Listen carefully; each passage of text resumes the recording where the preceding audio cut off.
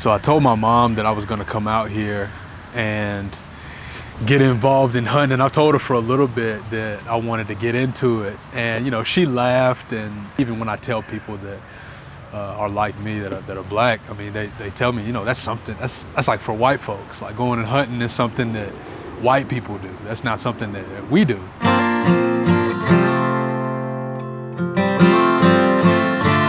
And I told my mom, I was like, Mom, didn't Dad, that's what I called my granddad, his name was Dad. I said, didn't Dad used to hunt? Because I remember seeing rifles in his garage and seeing his calls and everything like that. And I didn't know what any of that was because he was a lot older then when I knew him, when he was living. And so we never went on a hunt. We went fishing a couple of times. And then she showed me pictures of him, one picture of him with a couple rabbits in his hand. And then she showed me another picture of him throwing that rabbit on the stove. And it just affirmed everything that I've been interested in for so long, is just being a part of the whole process of, you know, securing food for my family, like quite literally bringing home the bacon. And that interest in me really started whenever I got into, you know, growing vegetables and stuff like that. I was like, well, you know, I like meat too much to just be a vegetarian and just grow that. So I got to figure out some kind of way to get this meat home. And so we tasted venison, my wife and I, one time, and we loved the taste so much. She's like, Johnathan, man, you got to get out there and get us some meat. You got to get out there and make that happen for us. And when you do it, I want you to take a picture. I want you to get a big smile and just be excited about what you're able to do. Don't let anybody freak you out and put you in a box. Like, it really matters how we grew up. You know, we grew up in the suburbs, black in the suburbs, and that's not something that we do, but it's something that you do, and you need to be cool with that.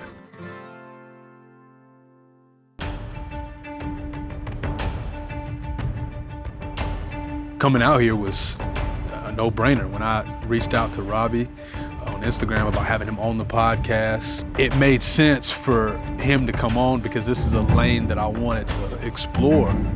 Once he reached out to me and was cool with us working on the podcast together, he came and he said, man, I want you to come work on my project that I've got going on, because you as an African-American, like, that's something that's missing in our community. And so I want you to be a part of what it is that we're working on too. So when he said that, I was all about it. So he got me out here in Starkville, Mississippi to, man, film a project that I believe in his work, and I believe in what he's doing.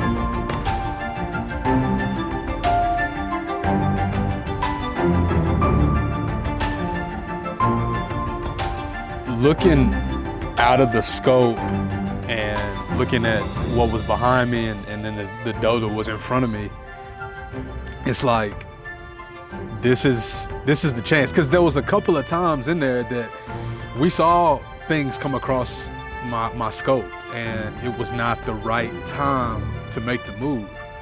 And when that doe came and we had been waiting that long, I mean, my nerves at first, when the first couple of does were coming out, I was apprehensive because I didn't know if I could do it. You know what I mean? I didn't know if I could secure the job. But when that doe came across, it's just something else in me kind of kicked in. A very like primal instinct kind of kicked in. It's like, you got to do this right now and get it right now, because this is what you have.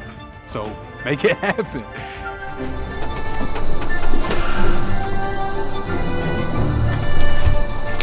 Tell me when you're close. I'm close. Bah. Bah. I missed. I don't think so. She ran away. Yeah. Yeah, I didn't do that. They do that. She jumped. Did the shot feel good? Man, it felt good, but I was trying to get her to stop. Oh my goodness. Pulled that trigger and I said, I missed. I didn't think I got it. And Man, when I was with the other guys in the tent, Jesse and Mitt, they were like, man, I saw it hunched over. I think you got it.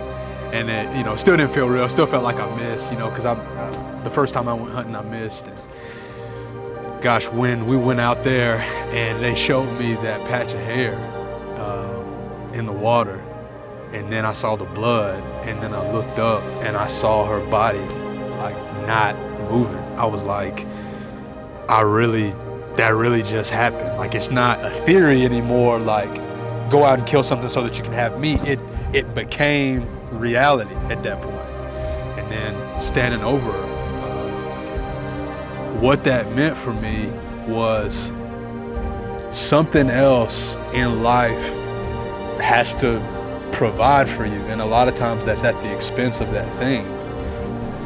So, welcome to the tribe, and understand what this is. This is you taking a life, and it's important, right? This is you feeding your family. Right? I will say that there's a level at which I felt that what I was doing was violent and was aggressive, but that violence and aggression was directed toward me being able to put food on the table for my wife and I. And I think that the doe lived a good life, and I respect that doe, and I appreciate what it provided for us, because this is gonna be a heritage for me and my family now, and something that we'll remember, and something that I wanted to raise my kids up in. Becoming a hunter is something that felt natural. Like, it felt like that's what God had made me to do. Like, from the time I was a young kid, I always wanted to be outside. I was always outside catching lizards and frogs and just involved in the world, like in creation. There's nothing like it. There's nothing like being able to go out into the world and bring back fruit.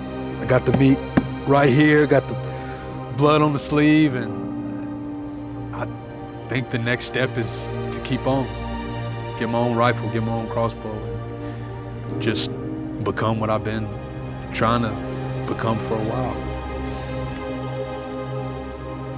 My name is Johnathan West. I'm a husband, and today I'm a proud member of the hunting community. Everyone has their own story. This is mine.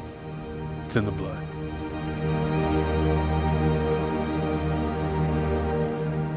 What are you feeling right now?